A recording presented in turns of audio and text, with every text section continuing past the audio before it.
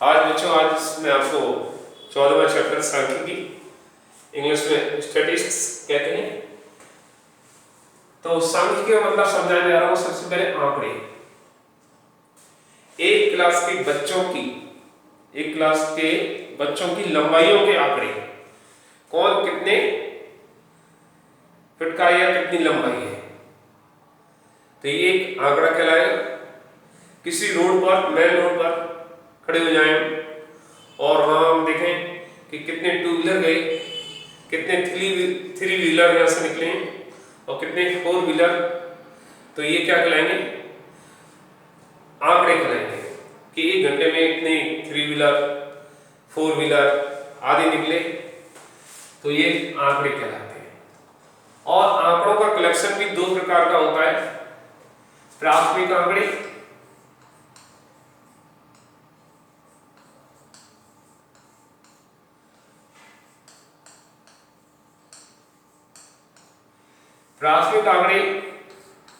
वो आंकड़े होते हैं जो हम खुद कलेक्ट करते हैं। उन आंकड़ों को खुद हम जाकर कलेक्ट करें। जैसे हम खुद रोड पे खड़े हुए हैं और two wheeler, three wheeler, four wheeler आदि का कि एक घंटे में कितने निकले, इन आंकड़ों को इकट्ठा करें, तो ये प्राथमिक आंकड़े कहलाते हैं। द्वितीयक आंकड़े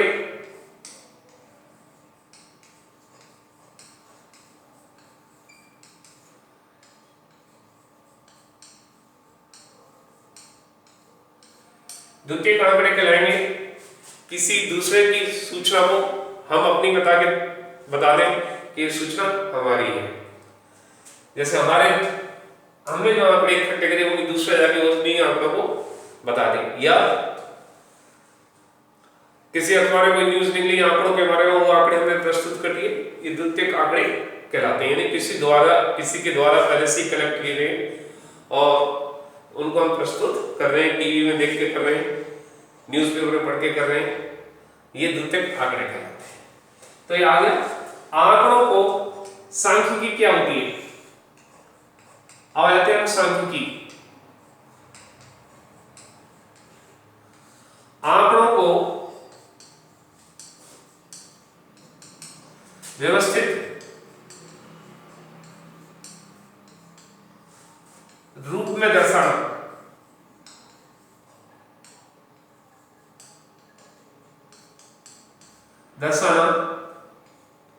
सांख्यिकी कहलाता है, या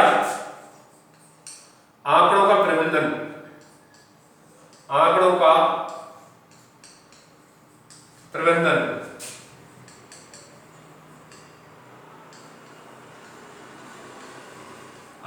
प्रबंधन करना सांख्यिकी कहलाता है। तो ये सांख्यिकी आपका आ गया। अब इसमें भी दो प्रकार से करेंगे। एक वर्गीकृत आंकड़े होते हैं, पहले अवर्गीकृत लिख लेते हैं।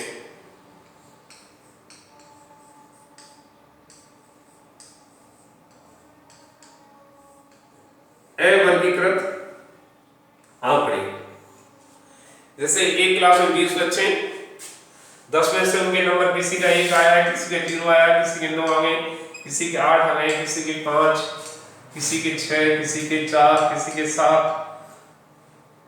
और जो भी नंबर आते हैं, फिर 1 आ गया, 3 आ गया, 4 आ गया, 5 आ गया, 10 में से 10 आ गए, ये।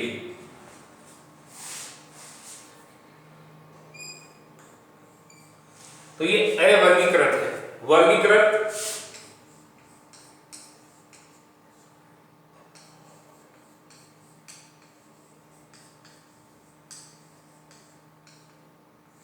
वर्गीकृत आंकड़े, जैसे हम कहें 0 से 2 के बीच में, 2 से 4 के बीच में कितने बच्चों के अंक आए, या 4 से 6 अंकों के बीच, 6 से 8, 8 से 10, तो ये आपका क्या हो गया? एक वर्गीकृत आंकड़े हो गए। अब इन आंकड़ों से हम माध्य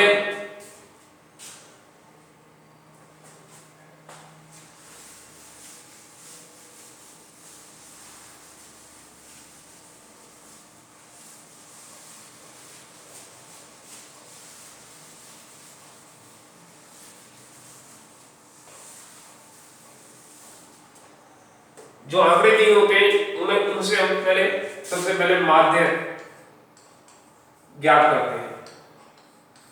माध्य को हम या औसत भी बोल देते हैं इसको, और x बार से रिप्रेजेंट करते हैं इसको माध्य। और अभी जो चल रहे हैं हम अवर्गीकृत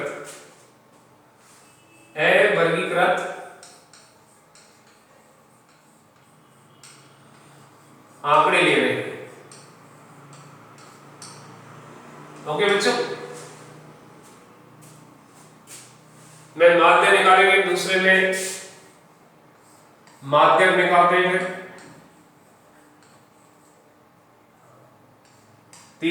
माध्यक को n से रिप्रेजेंट करते हैं। तीसरा हमारा होता है बहुलक।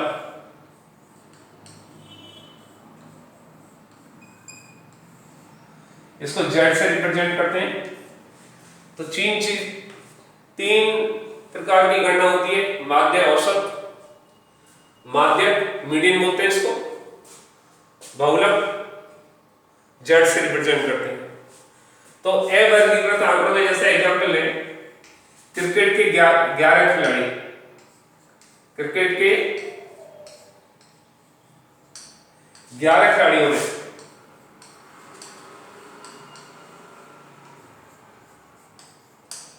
के रन, ठीक है बच्चों, 11 खिलाड़ियों के रन बने।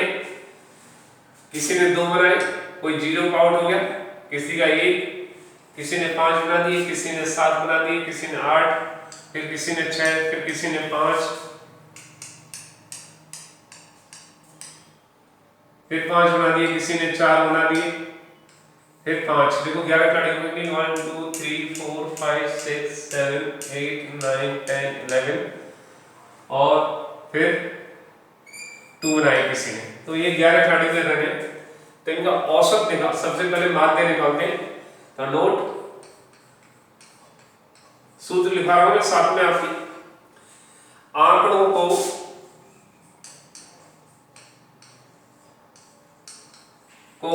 आरोही क्रम में लिखते हैं। आरोही क्रम में लिखते हैं।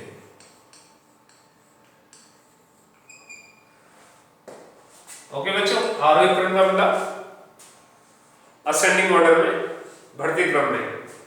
तो सबसे पहले 0, फिर 1 आया आपका, 1 के बाद 2, अब 2 बार आया तो 2 बार लिखेंगे, 3 बार आया तो 3 बार लिखना पड़ेगा, नहीं 1 बार लिख के नहीं छोड़ना है।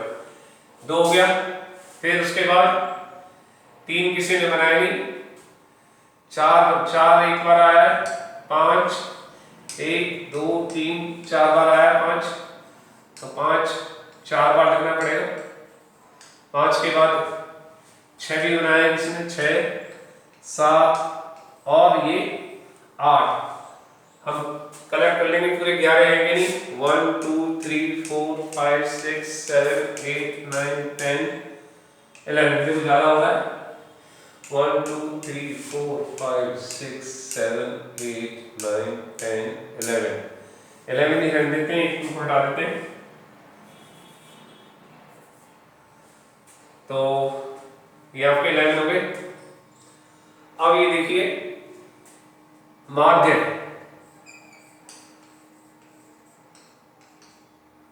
x बार बोलते हैं इसको, सिग्मा, सिग्मा का चिन्ह आई से रिप्रेजेंट करते हैं, आई इनिशियल से, और यहाँ n मतलब कितने अंक है, आई का मतलब ये, और इसका xi, ये आपको x बोलते हैं इनको, इनिशियल से मतलब 1 से 2 से इतने, बटे सिग्मा आंकड़ों का योग, यहां लिखेंगे n, कुल कितने आंकड़े, यानी आंकड़ों का योग, आंकड़ों का योग बटे आंकड़ों की संख्या, आंकड़ों की संख्या। ठीक है बच्चों, तो मैं इस साथ साथ आपका सूत्र भी हो गया और इसके एग्जाम्पल भी कराते चलेंगे हम आपके।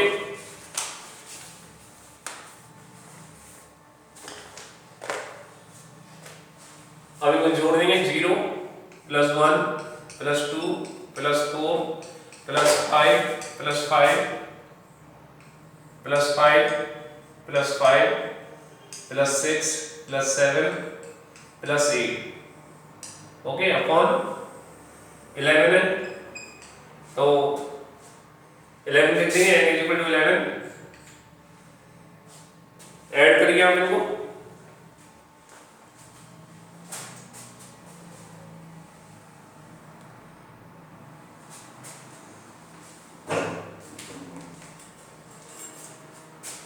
देखिए 8 और 7 15,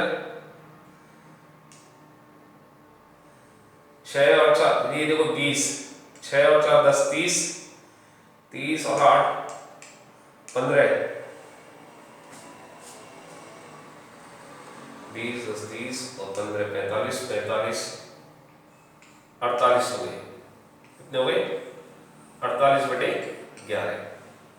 तो आप इसमें भाग लगा देंगे, 11 × 44 की 4 बचे और 11 × 33 भाग इस प्रकार लगा देंगे 48, 11 का 11 × 44 4 बचे, पॉइंट लगा देंगे 0 11 × 33 7 11 × 33 7 बचे 0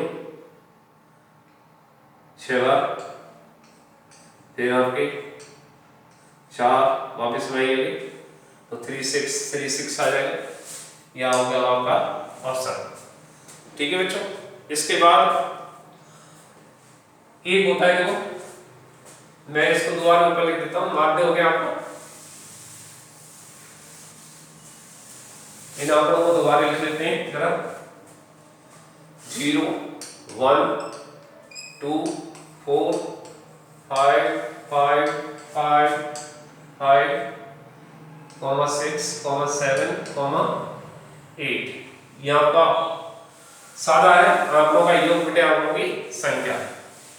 अब अवर्गीकृत, ये कैसे आंकड़े हैं? अवर्गीकृत आंकड़े हैं। तो सबसे पहले हमने इनको जमा लिया था आरोही क्रम में। अब माध्य का सूत्र है यहां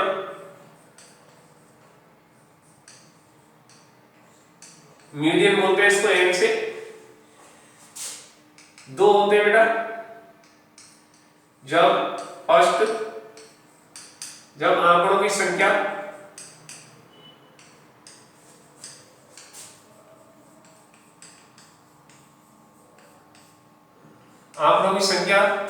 n बराबर विषम संख्या हो। कैसी संख्या हो? विषम संख्या। जैसे अभी आई थी 11, आया था कि 11 का लिए, तो इनका m बराबर होता है n प्लस बटे 2 वहां पद। ओके, तो यहां n बराबर 11, 11 प्लस 1 बटे 2 यानी 12/2। यह क्या? छठवां पद। तो छठवां पद देखेंगे, गिनेंगे यहां से 1 2 3 4 5 6। तो ये आपका माध्य हो गया, m बराबर 5वां पद है 5। छठवां पद कौन सा है? 5। तो ये आपका कब हो गया? जब आंकड़ों की संख्या n विषम हो। अगर इसी में ही हम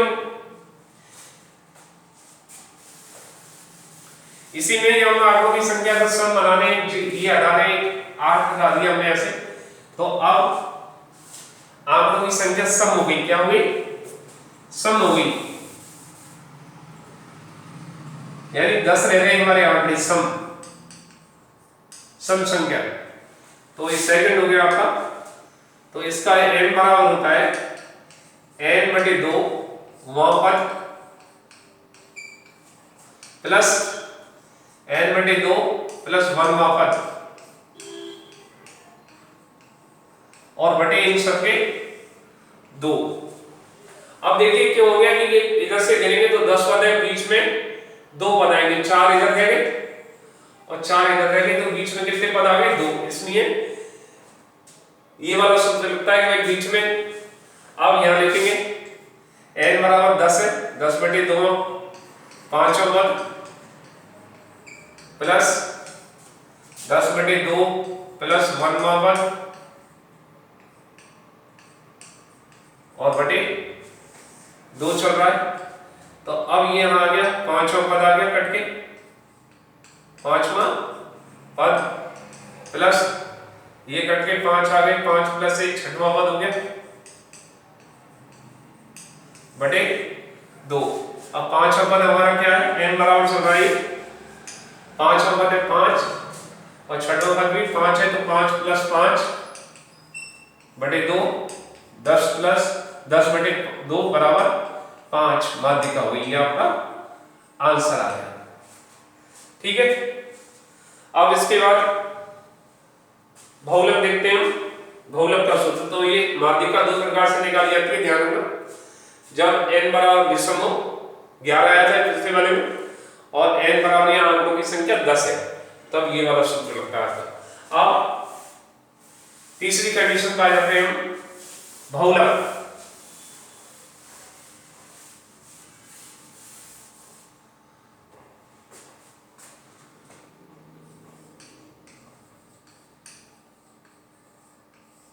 z वह आंकड़ा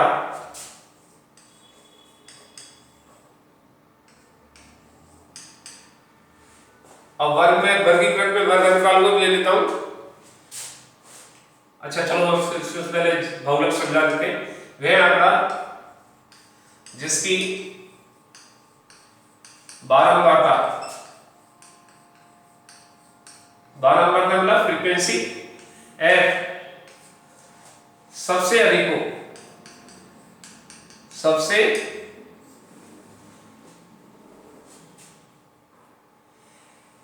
अधिक। अब यहां क्लियर नहीं हुआ, बारंबारता मतलब जो सबसे अधिक बार आया, या जो वह आंकड़ा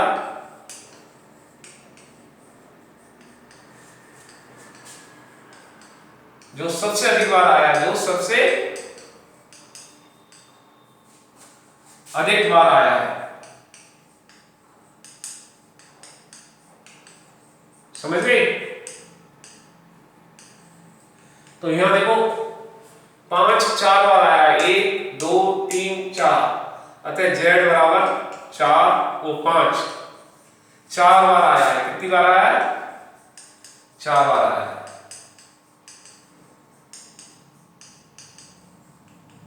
ओके बच्चों, तो ये आपका हो गया। अब आ जाते हैं हम वर्गीकृत। किसमें आ जाते हैं? वर्गीकृत आंकड़ों में। तीनों सूत्र याद रखें।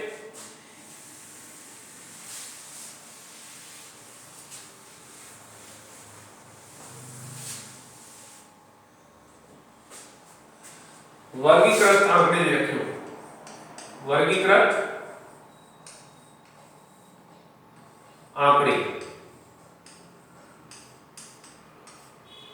ओके बच्चों, वर्गीकृत यानी वर्ग अंतराल दिया हो, टेबल बना के दिखाता हूं मैं आपको। इस तरह सवाल होगा, वर्ग अंतराल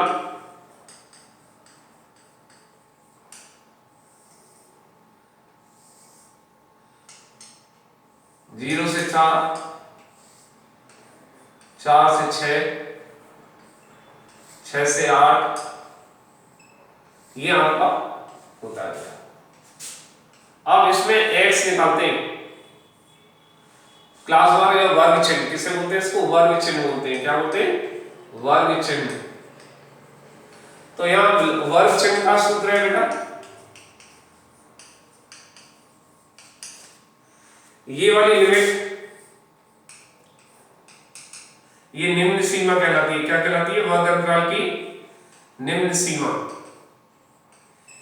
और ये वर्ग अंतराल की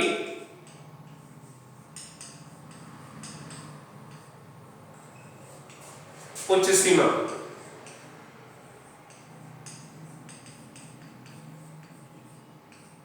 ठीक है बच्चों, ये निम्न सीमा हुई स्टार्टिंग में, और दूसरी तरफ में वो उच्च सीमा। तो वर्ग चिन्ह एस बोलते हैं इसको, मध्य बिंदु भी बोल देते हैं, मध्यमान, मध्य मान भी बोल देते हैं उसको।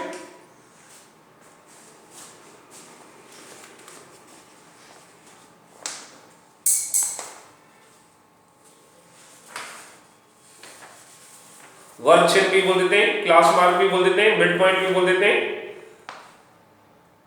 ठीक है, तो ये होता है बेटा, इसका सूत्र होता है x बराबर, या दोबारा लिख देता हूं, x बराबर, खाली x है, ये ध्यान देना, वर्ग अंतराल की निम्न सीमा, वर्ग अंतराल की निम्न सीमा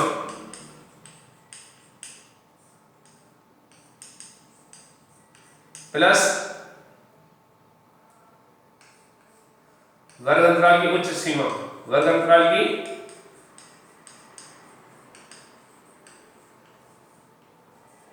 उच्च सीमा बटे 2। तो यहां देखते हैं, पहला वर्ग है आपका 0 से 4, और ये वर्ग ले 2 से लें, समान वो होना चाहिए। तो 2 प्लस 4 बटे 2, तो क्या आ गया 6 बटे 2, यानी 3। मध्य मान कितना आ गया 3। तो सबसे पहले x का मान यहाँ 3 रखा जाएगा, फिर ये रफ में एक बार सूत्र लिख देंगे, उसके बाद जोड़ेंगे 6 और 4 10, 10 का 5, 6 और 14, 14 का 2 से भाग लगाएंगे तो 7 आता है। और यहाँ f दिया होता है बेटा, क्या दिया होता है? f सारणी में दिया होगा, ये हमें ज्ञात करना है, ये दिया होता है। अब जैसे 5 दे रखा हो, 4 दे रखा हो, 3 दे रखा हो, और यहाँ fx आता है, क्या आता है? सिग्मा fx, fi xi बोल देते हैं इसको स्टार्टिंग से। तो यहाँ f का योग, एक तो किसका योग लिया जाता है? सिग्मा fi, और यहाँ सिग्मा fi xi, यानी इनिशियल भूल जाए आई लगाना तो कोई दिक्कत नहीं है, और लिख दे तो बहुत बढ़िया है।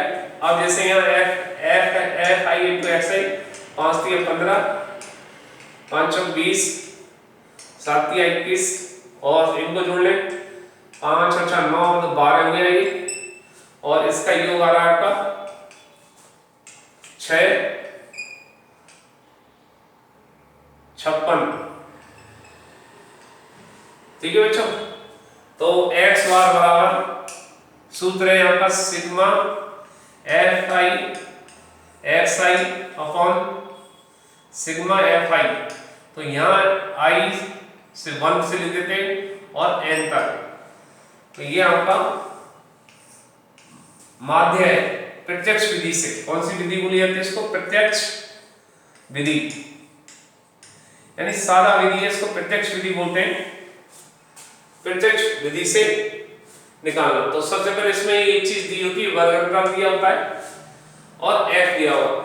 हमें तुरंत वर्ग अंतराल के बाद x वर्ग का चिन्ह निकालना है, छलांग नहीं लगानी, इस तरह निकालो तो यही दोनों को जोड़ेंगे, वर्ग चिन्ह, वर्ग अंतराल की उच्च सीमा प्लस वर्ग अंतराल की उच्च सीमा बटे 2।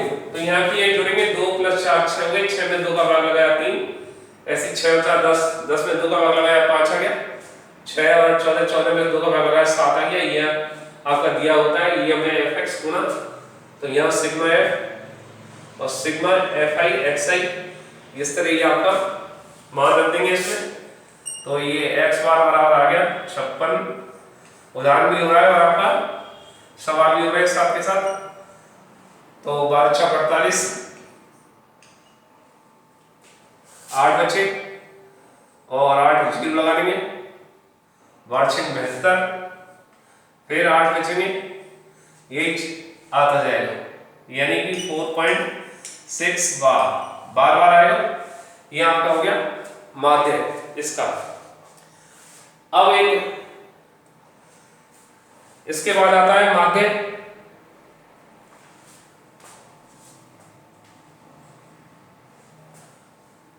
ये तो हो गया प्रत्यक्ष विधि। कौन सी विधि हो गई?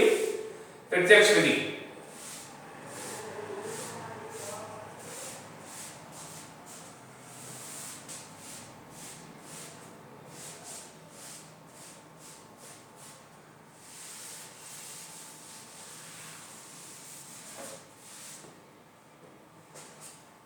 कल्पित माध्य की सहायता से, कल्पित माध्य की सहायता से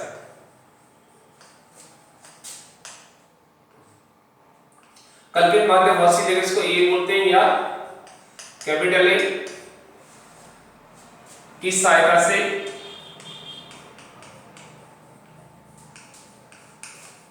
माध्य निकालने का सूत्र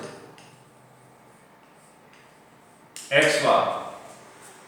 तो ये होता है बेटा टेबल नाम की वही होती है, एक बार बता देता हूं, थोड़ा सा अंतर है यहाँ। वर्गमूल,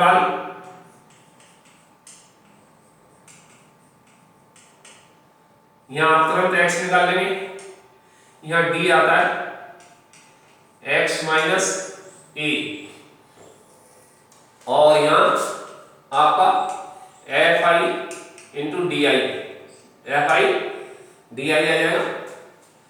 ये इस प्रकार हो जाता है टेबल। और ये f और रह गया आगे, यहाँ f दिया होगा fi, ये d बोलते हैं इसको, x - a। तो यहाँ सिग्मा f, यहाँ सिग्मा fd। तो सूत्र बन जाता है ये x बार बराबर L + a + sigma fd upon sigma f fi i = 1 से n तक। यहां x बार बराबर माध्य, नोट करें, a बराबर कल्पित माध्य,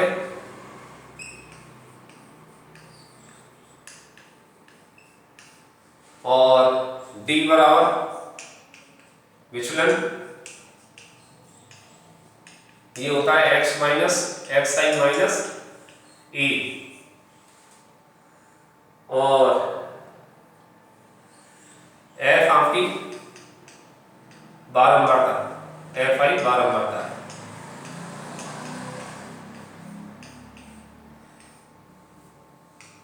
ओके, ये कल्पित माध्य की सहायता से हो जाता है। अब तीसरा प्रकार, ये दूसरा प्रकार था।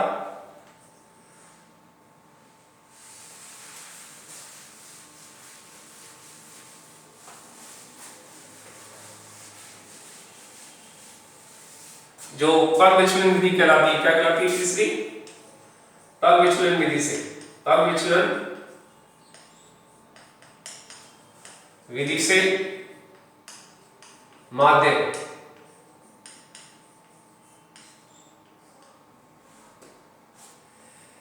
ये सूत्र है x बार बराबर a + sigma fu, sigma fu बोलेंगे आप,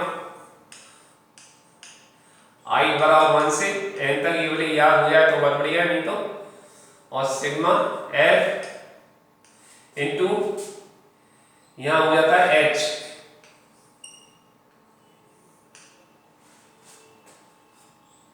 तो लिखिए यहां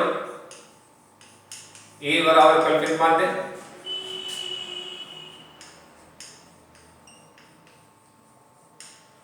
u बराबर x minus a upon h, एक कल्पित माध्य है ये, बाकी सब आप जानते हैं। h वर्ग अंतराल की चौड़ाई, वर्ग अंतराल की चौड़ाई, चौड़ाई मतलब गैप, अंतर, ये अंतर समान होना चाहिए। कैसा होना चाहिए? समान अंतर होना चाहिए, तभी पग विचलन का सूत्र लगता है। और इसकी टेबल देख लो, वर्ग अंतराल प्लस ये x आएगा, फिर आपका f दिया होगा, हमें u निकालना है। u बराबर हो गया x minus a upon h, और यहाँ f into u, f i से स्टार्ट, ओके। तो वो यहाँ लेना है सिग्मा f, यहाँ sigma f u, f i u i, ठीक है बच्चों। और इस आइडेंटिटी में हम इसको लिख देंगे, ये पग विचलन से हो गया।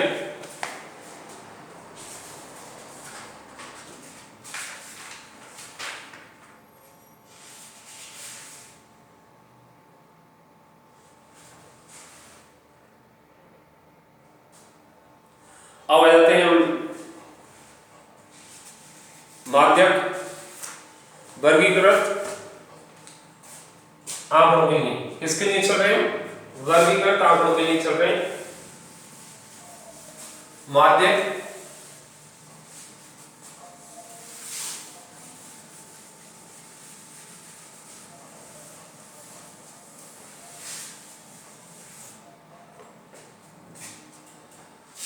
अब आ जाता है माध्यक, मीडियन बोलते हैं इसको। m से रिप्रेजेंट करेंगे, l plus n upon 2 minus C F upon F into H. तो यहां देखिए l, यहां l बराबर माध्यक वर्ग की, माध्यक वर्ग की निम्न सीमा, ये आपको याद रखनी है, बार बार लिखेंगे तो याद हो जाएगी। निम्न सीमा n/2, ये होता है सिग्मा एफ आई बटे 2, सी एफ माध्यक वर्ग से,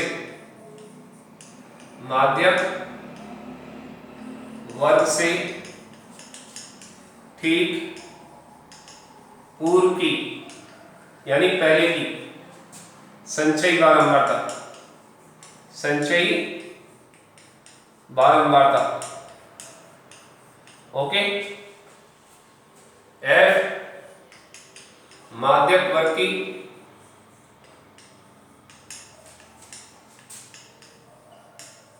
बारंबारता,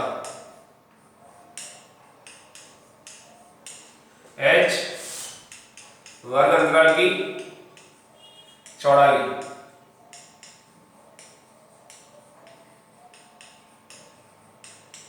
यानी गैप। अब ये देखिए एक शब्द आया है आपका माध्यक वर्ग। माध्यक वर्ग कैसे पहचानेंगे? की पहचान,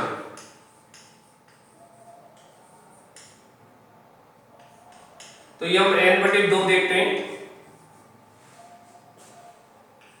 n/2 का मान या सिग्मा एफ जैसे 50/2 आ जाए एग्जाम्पल, तो आ गया 25। तो 25 से अधिक, 25 से अधिक CF, 25 से अधिक CF वाला वर्ग, CF वाला वर्ग माध्यक वर्ग कहलाता है, माध्यक वर्ग कहलाता है। ये नोट कर लें आप कैसे निकालते हैं। यानी कोई CF निकालेंगे, उसका F सिग्मा F बटे 2 से, यानी F दे दो 50 25 आ गया, तो 25 से अधिक वाला, तुरंत अधिक वाला, 25 से ठीक अधिक कर लो, या ठीक अधिक, यानी ज्यादा भी अधिक, उसके तुरंत वाला अधिक, उसको बोलते हैं माध्यक वर्ग। ओके, ये आपका हो गया। इसी प्रकार बहुलक,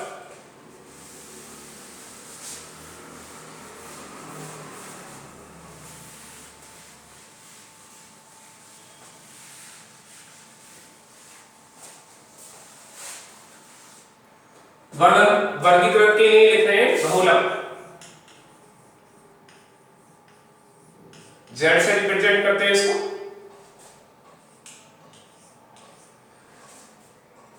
Z बराबर L plus F1 minus F0 upon 2F1 minus F0 minus F2 into H। यहां L बराबर बहुलक वर्ग की निम्न सीमा,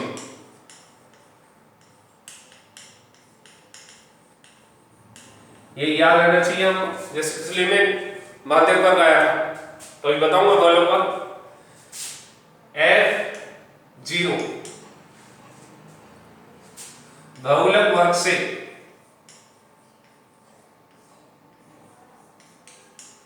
ठीक पहले की बारंबारता,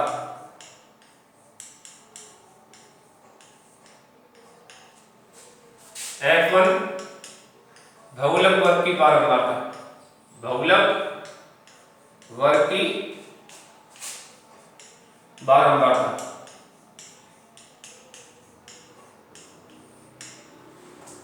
F2 बहुलक वर्ग के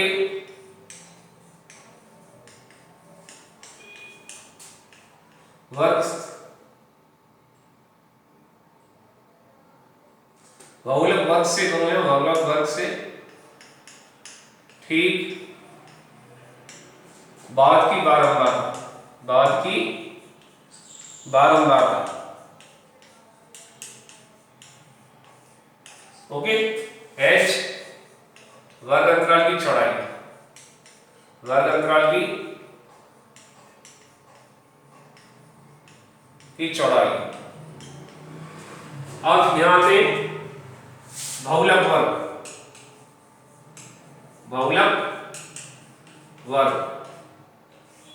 अंतराल,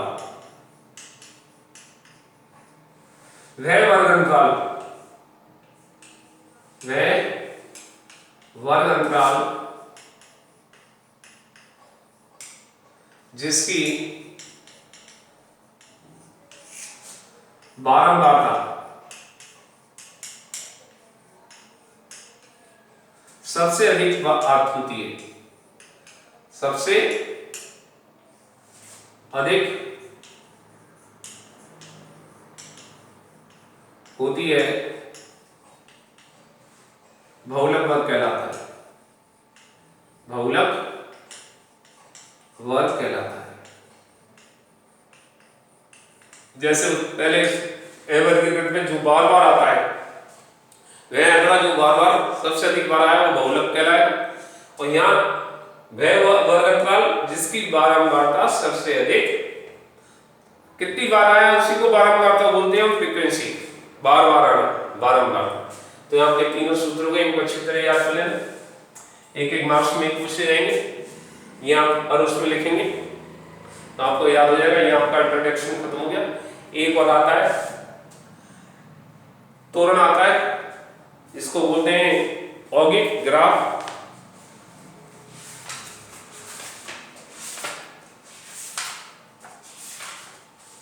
ये मैं आपको करा दूंगा, मेन चीज इसी में से पूछा जाता है।